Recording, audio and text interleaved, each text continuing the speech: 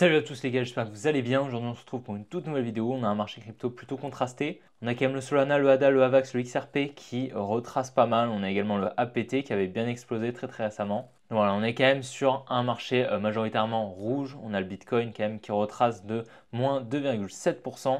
Donc très intéressant ce qu'on fait sur les cryptos. Personnellement, je remarque qu'on crée quand même énormément de liquidités au sud. On ira voir ça ensemble. On ira étudier les précédents halvings, voir comment ça s'est passé aux dates des halvings, pré-halving, parce que comme vous le savez très probablement, on est à 2 semaines du halving. Donc on va voir comment le Bitcoin précédemment réagissait. On ira par la suite analyser le Solana ainsi que le RNDR, le Runder. J'espère que la vidéo vous plaira. Si c'est le cas, n'oubliez vraiment pas de la liker et de vous abonner. Si ce n'est pas déjà fait, n'oubliez pas de rejoindre le canal Telegram ainsi que le groupe Telegram directement en description. Et puis de me rejoindre sur mes autres réseaux sociaux directement en description également. Donc l'opération s'est bien passée pour ceux qui voulaient savoir. Et donc voilà, c'était une petite opération de l'épaule, donc assez compliquée. J'ai pas trop de mobilité sur l'épaule gauche. Mais bon, on va faire avec. Et donc les gars, je vous souhaite un bon visionnage. Allez, on est parti. Et donc voilà, on est directement sur Bitcoin. Donc magnifique le setup qu'on a fait. On est donc parfaitement revenu dans la supply que je vous ai partagée hier. Du moins avant-hier, pardon. On est venu combler la totalité de la Fairvalue Gap juste ici, donc magnifique. Le scénario s'est superbement bien exécuté. On a eu un joli mouvement baissier d'ailleurs à la suite du retour dans la supply. Cette supply, c'est la petite supply qui est raffinée ici. Donc on avait la plus grosse supply qui est en rose actuellement, mais on avait quand même cette petite supply qui est raffinée, qui était intéressante. On est parfaitement revenu dedans. Par la suite, comme on peut le voir, on est venu créer une petite trendline ici, donc pas mal de liquidité. Et on a toujours ce petit support, ces equal lows qui sont présents au sud, qui sont pour nous pas mal de liquidité également. Maintenant, on voit également qu'on a une jolie trendline ici. On a une petite trendline également ici et une petite trendline ici. En tous les cas, on a énormément de liquidité au nord ainsi que de liquidité au sud. Donc c'est assez compliqué de définir un biais et un bon timing pour prendre une position actuellement parce que les liquidités sont au nord ainsi qu'au sud. Donc littéralement on peut prendre un long ici, se faire liquider ici pour ensuite que ça explose, ou bien prendre un short ici, se faire liquider le short et ensuite que ça dump. Donc c'est pour ça on va quand même être prudent pour le moment. Il n'y a pas de réelle décision possible sur Bitcoin parce qu'il n'y a clairement pas un biais assez clair dû à la présence de liquidité au nord et au sud. Par contre, il serait quand même intéressant de voir si on vient justement à liquider toute cette grosse trendline ici, qu'on vient passer au-dessus de ce high eta qui serait intéressant possiblement de venir target des plus bas, venir chercher les liquidités au sud. Dans tous les cas, si on dézoome un petit peu, on va se mettre en 4 heures. On voit quand même qu'ici, on a énormément de lots qui détiennent énormément de liquidités qu'on n'est pas venu chercher depuis un moment. Donc réellement, ça ne m'étonnerait vraiment pas que pré-halving, on vienne liquider tous ces lots ici, revenir dans cette demand et ensuite repartir à la hausse pour un nouveau gros mouvement haussier. Ce serait tout à fait pertinent.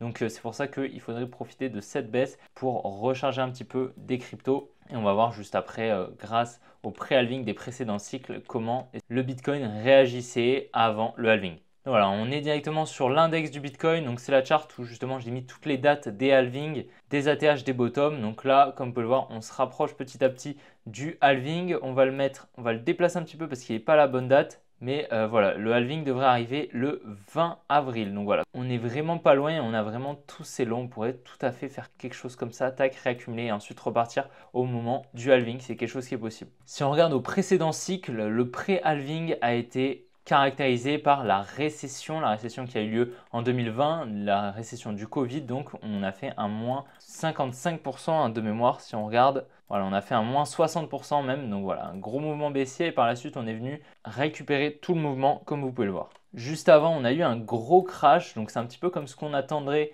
actuellement sur Bitcoin pour ensuite latéraliser et ensuite repartir à la hausse. Dans ce genre de phase, c'est les altcoins qui performent. On pourra peut-être aller voir tout à l'heure sur Solana, mais voilà, c'est une période où le Solana a bien explosé. C'est la période du 12 mai à peu près. Donc voilà, on a vraiment une latéralisation du Bitcoin, mais par contre, on a des altcoins qui explosent en parallèle. Un peu moins bullish, le cycle encore avant, donc ça c'est le cycle de 2016. Comme on peut le voir, on a eu le halving en plein milieu d'une correction, mais à la suite de cette correction, on a eu vraiment le Bitcoin qui avait trouvé un bottom environ 20 jours après la date du halving et ensuite on a explosé, d'accord? Vraiment on a explosé, c'est assez flagrant. Donc c'est super intéressant, pourquoi? Parce que comme on peut le voir, c'est un petit peu le même setup qu'on est en train de réaliser sur Bitcoin. On laisse pas mal de lots ici, comme on peut le voir, qui datent d'il y a un moment et on crée pas mal de liquidités au nord et on atteint un gros dip pour venir chercher tous ces lots et ensuite exploser. Donc c'est vraiment un petit peu le même setup qu'on a. Maintenant en termes de timing, c'est un petit peu différent parce que là en l'occurrence, le halving a eu lieu en plein milieu de la correction. mais on attendrait un petit peu le même setup, donc un gros dip comme ça,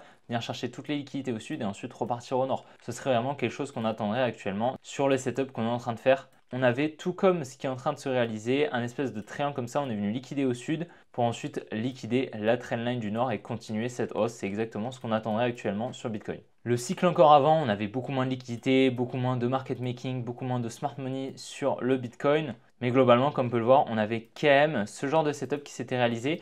Donc pareil, une correction proche du halving. Environ 3 mois avant le halving, on a une correction et puis ensuite une latéralisation du Bitcoin. Comme on peut le voir, on est venu chercher ces lows juste ici avec ce mouvement. Enfin du moins, on est venu liquider cette trendline, on est venu chercher ce low, toutes les liquidités. Et puis par la suite, on a explosé en pré-halving. Donc voilà, globalement, ce qu'on peut remarquer, c'est que avant le halving ou du moins après le halving, le Bitcoin explose à environ un mois après, d'accord? Un mois avant, un mois après. Donc c'est clairement une date clé quand même à retenir. Maintenant, ça peut tout à fait être différent hein, à ce cycle. Pourquoi? Parce que c'est le premier cycle où on vient chercher l'ATH avant le halving. Donc c'est pour ça que clairement, il faut quand même prendre tout ça avec des pincettes. C'est quand même un niveau clé, un moment clé dans le cycle qui peut totalement faire exploser le Bitcoin, d'accord? À un mois près, comme je vous l'ai dit. Maintenant, il va falloir non seulement trouver le bon timing, mais également suivre quand même ce qu'il va nous faire, d'accord? Pas rester bloqué sur un seul scénario, parce qu'on n'est clairement pas dans un cycle commun, comme on peut le voir, on est quand même venu chercher l'ATH avant. Maintenant, je pense que là, actuellement, l'ATH qu'on a actuellement n'est pas protégé à moyen terme et je pense qu'on viendra le chercher une fois la récupération de ces lots ici pour ensuite exploser au nord. C'est, je pense, quelque chose qui est tout à fait possible et qui est assez cohérent justement avec ce qu'on a pu voir juste avant. Et donc voilà, on est actuellement sur le Solana juste après la récession et comme on peut le voir, on avait eu donc une latéralisation du Bitcoin dans cette phase juste ici. Et pendant ce temps, le Solana, qu'est-ce qu'il faisait? Il faisait un petit x7, ok, même un x8, d'accord? Donc c'est quand même pas rien, je suis en logarithme, hein, c'est pour ça que ça apparaît pas flagrant. Voilà, quand même un x8 pendant que le Bitcoin latéralisait durant la période de mai, juin, juillet. Donc super intéressant, c'est quand même quelque chose à surveiller si justement le Bitcoin commence à latéraliser, on aura peut-être des surperformances des altcoins. Bon voilà, il y a quand même pas mal de choses à dire sur le Solana. Tout comme sur Bitcoin, on a énormément de liquidités au nord, mais énormément de liquidités au sud, beaucoup plus au sud d'ailleurs. Et on vient avec le mouvement baissier qu'on a eu hier, créer un gros support ici, des equal lows qui nous créent encore plus de liquidités qu'on en avait. Donc nous, on attend toujours un retour ici au niveau des 150 $ à peu près sur le Solana. Ça nous permettrait de venir combler cette fair value gap juste ici, juste au-dessus de la demand. Et puis surtout venir récupérer les liquidités qu'on a ici et tous les lots qu'on a juste là que je vous ai matérialisés par ces petites droites roses. Malheureusement, on n'est pas venu chercher la supply que je vous ai partagée avant-hier. C'était quand même une très très jolie zone pour shorter. Mais bon, c'est pas très grave, on n'est juste pas rentré donc on n'encaisse pas de perte hein, tout simplement. Mais le biais baissier était bon, d'accord? C'est le timing qui nous a manqué. Ici, il va falloir surveiller le prix parce qu'on est quand même dans une supply assez pertinente. Pourquoi? Parce que cette supply, elle est au niveau d'un gros support ici. Donc lorsqu'on est venu au contact de ce support, la dumb money a possiblement acheté, ce qui a permis à la smart money de vendre. Donc la smart money aurait possiblement pas mal d'ordres en vente injectés ici. Donc on viendrait effectuer la mitigation de cette supply en protégeant ce high pour ensuite repartir à la baisse et venir chercher les liquidités au sud et continuer cet order flow baissier qu'on a à court terme. Voilà, personnellement, c'est ce que je privilégierais. Maintenant, on n'a pas de confirmation assez pertinente, assez high probability pour prendre une position. Donc pour le moment, on va patienter, on va attendre, voir ce qu'il va pouvoir nous faire. Dans tous les cas, notre biais actuellement est quand même baissier. On devrait, je pense, venir chercher cette demand ici au niveau des 150 $ avant de possiblement effectuer un retournement. Donc on attendrait dans cette zone possible accumulation, tac, pour ensuite venir récupérer le support qu'on aurait créé au préalable et ensuite entamer un mouvement haussier qui suivrait justement le Bitcoin lorsqu'il viendrait chercher les 55-56 000 $.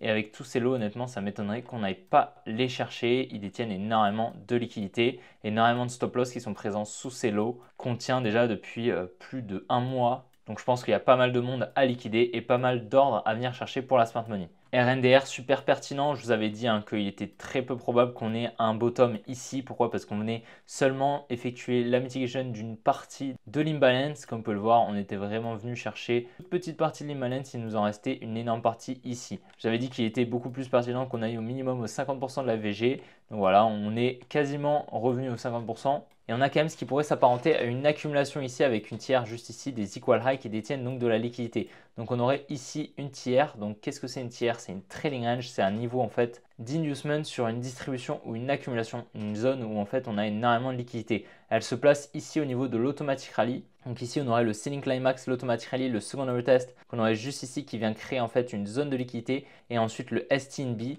qu'on a juste là qui vient en fait liquider cette zone de support, ce support qui est pour nous de la liquidité. Donc on vient récupérer toute la contrepartie présente ici pour que la smart money puisse injecter ses ordres en achat dans cette zone, ok, avec un prix moyen ici, mais donc avec toute la contrepartie qu'elle vient récupérer, elle vient en récupérer beaucoup plus. Donc personnellement, je pense que le niveau ici, au niveau des 9,85 est je pense une très très bonne zone de liquidité. On devrait, je pense, venir la chercher dans quelques jours, voire quelques semaines. Maintenant, on n'est pas du tout à l'abri d'effectuer un spring, donc une deuxième liquidation de l'accumulation en venant créer un nouveau support et une nouvelle liquidation pour ensuite effectuer des plus hauts. Je pense honnêtement qu'on est ici sur une belle accumulation. Donc par conséquent, je pense qu'on est honnêtement proche du bottom, si ce n'est qu'on ne l'ait pas déjà posé. Maintenant, comme vous le savez, on n'est pas encore revenu dans ce bloc institutionnel, donc on n'est pas revenu refermer les ordres. Donc ce serait quand même intéressant d'y revenir, honnêtement. Peut-être effectuer une petite redistribution, tac, repartir et accumuler ici pour ensuite poser le bottom ici. Ce serait quelque chose qui est tout à fait possible. On va surveiller ça dans tous les cas, mais là, on est quand même, à partir du moment où on est sous cette tiers, on est, je pense, sur une bonne zone d'achat sur le RNDR. Je vous l'ai partagé il y a quelques jours déjà. Donc voilà, on est toujours sur des zones de recharge intéressantes pour du long terme. Dans tous les cas, on a toujours ces liquidités au nord qui nous apportent de la confiance sur ce biais haussier qu'on pourrait avoir sur le RNDR. Maintenant, voilà, trouver le bottom du bottom, c'est pas forcément extrêmement pertinent, d'accord? On a quand même très peu de probabilité de trouver le bottom sur chaque alt. Donc voilà, c'est pour ça que je privilégie un achat sous la tiers par recharge sur des niveaux intéressants. En l'occurrence, je privilégie des zones de DCA par niveau et non par temporalité, d'accord? Je ne vais pas acheter du RNDR chaque semaine ou chaque mois, je vais en acheter lorsqu'on vient passer sous cette tiers et lorsqu'on va commencer à dip, tac, j'en rachète un petit peu, j'en rachète un petit peu et comme ça me permet d'avoir un point d'achat assez bas et après pouvoir spéculer à la hausse lorsqu'il va entamer sa hausse. C'est pour moi, je pense, beaucoup plus pertinent. Et en termes de RR, on est, je pense, sur des performances bien plus intéressantes. Donc bien évidemment, on va le surveiller, je vous tiendrai au courant sur le groupe Telegram et même s'il fait quelque chose d'intéressant, on le repassera en vidéo. Ce sera toujours intéressant de voir ce qu'il pourra faire. Dans tous les cas, actuellement, on est quand même sur des belles zones pour recharger les altcoins adossés à l'IA, donc Clore, Tao, RNDR. On est sur des très très jolies zones. Donc personnellement, j'en profite et je recharge tranquillement de mon côté. Et donc voilà les gars, j'espère vraiment que la vidéo vous aura plu. Si c'est le cas, n'oubliez vraiment pas de la liker et de vous abonner. Ce n'est pas déjà fait, n'oubliez pas de rejoindre le canal Telegram ainsi que le groupe Telegram ainsi que mes autres réseaux sociaux directement en description. Vous retrouverez tous les liens, Twitter, Instagram, TikTok, etc. etc.